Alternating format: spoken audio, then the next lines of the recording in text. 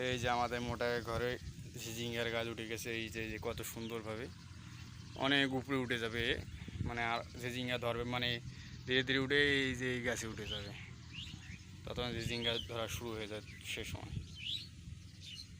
আসসালামু আলাইকুম ভিউয়ার্স, আজকে আমরা জানবো ঘাস মানে ধানকে আর কি ঘাস মারার যে মেডিসিনটা কি দেওয়া হয়, তো কতটুকু পানিতে দেবেন আর কি। তো এই যে এই জমিটাতে দেখেন কী পরিমাণ ঘাস, এখন মানে পুরান যে ঘাসগুলো সেগুলো দেখা যাচ্ছে এখন এই যে। তো এই জমিটা মনে করেন যে চারদিকে সমান না আর কি, কোনো দিকে উঁচু কোনো দিকে নিচু, পানি বেশি আর কি। তো এই যে দিকে এই জমিটা দেখেন, এই জমিটাতে ঘাস মারা দেওয়া হয়েছে, কিন্তু পানিটা একটু মনে হয় বেশি আর কি।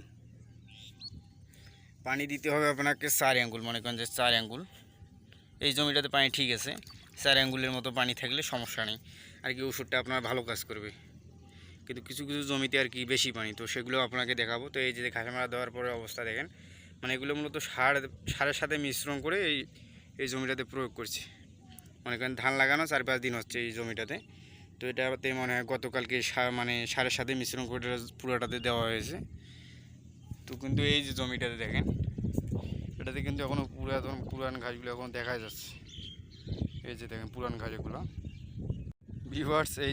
এই জমিটা দেখেন, এই যে দেখেন এটা পুরোটা একটা পাহাড় হয়েছে। এই যে আর কান্টার দিয়ে দেখেন পুরোটা একটা পাহাড়ের মতো হয়েছে।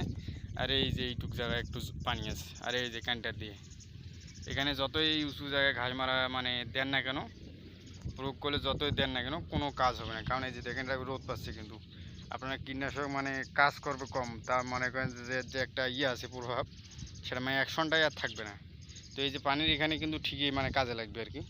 তো জমিতে যতই পানি রাখার দরকার হোক, কিন্তু পানি বেশি রাখা যাবে না। তো এই যে এই জমিটাতে দেখেন এর অবস্থাটা দেখেন, মোটামুটি 1 টাকার পানি আছে। এই যে দেখেন কতটা পানি, অনেক বড় পানি, মনে করেন যে গাছগুলো তলাই যাচ্ছে এমন অবস্থা। এটা পুরো জমিটাতে কিন্তু এইভাবে পানি মানে বিশাল অনেক বড় পানি রেখেছে। এভাবে পানি রাখা যাবে না, হয়তো পানি অনেকে ভাবতেছে যে রোদ হচ্ছে বৃষ্টি তো নাই, পানি বেশি করে রাখবেন, এটা রাখা যাবে না। আপনার গাছের তো মনে করেন দেখেন গাছের উপরে পানি উঠে গেছে, আপনার যে কীটনাশকটা দেবেন আর কি মানে মেডিসিনটা, সেটার অ্যাকশনটা কম হবে, মানে কাজ কম হবে। দেখবেন যে পানি শুকার পর আবার মাটির যে ঘাসের বীজটা ছিল ওটা ঠিকই আবার গজে উঠবে, কারণ তার মানে সেই বীজের গোড়ালি পর্যন্ত ওষুধ তো যায়নি, মানে কাজ করবে কি। সেই কারণে পানি বেশি রাখা যাবে না আর কি, যেটুকু পানি রাখা দরকার সেটুকু রাখবেন। পরে যদি পানি বসে যায় তাহলে সমস্যা নেই, মানে আপনার ওষুধেরও কাজ হবে, জমিতে একটু শুকাই দিতেই হবে, নাহলে গাছের গোড়া আপনার শক্ত হবে না আর কি, গাছের গোড়া তো শক্ত করতে হবে। তো ভিউয়ার্স, আপনারা যারা ঘাস মারা দিতে চান, তো সঠিক পানি মানে 4 আঙ্গুল পানি রেখে আপনারা ঘাস মারা দিতে পারেন। আর যাদের জমিতে পানি একটু কম তবু দেওয়া যাবে, সমস্যা নেই, মানে পানি থাকলেই হয়েছে আর কি। কিন্তু এই যে এই জমিটার মতো হলে হবে না। এই যে দেখেন এই যে কানটার দিয়ে একবার পাহাড়ের মতো হয়ে আছে, আর এই এক সাইড দিয়ে দেখেন একবারে সব মানে নদীর মতো হয়ে আছে। এরকম জমিতে দেওয়া যাবে না, মানে কাজ হবে কম। উঁচু জায়গাগুলোতে দেখবেন যে ঘাস ঠিকই আগের মতো ঘাস গজায় যাবে। তো ভিউয়ার্স, আপনারা মানে সমান জমিতে পানি একটু সমান করে রেখে ঘাস মারা দিয়ে দিবেন, তাহলে কাজ ভালো হবে আর কি। তো আজকে বন্ধু সবাই ভালো থাকবেন। আসসালামু আলাইকুম।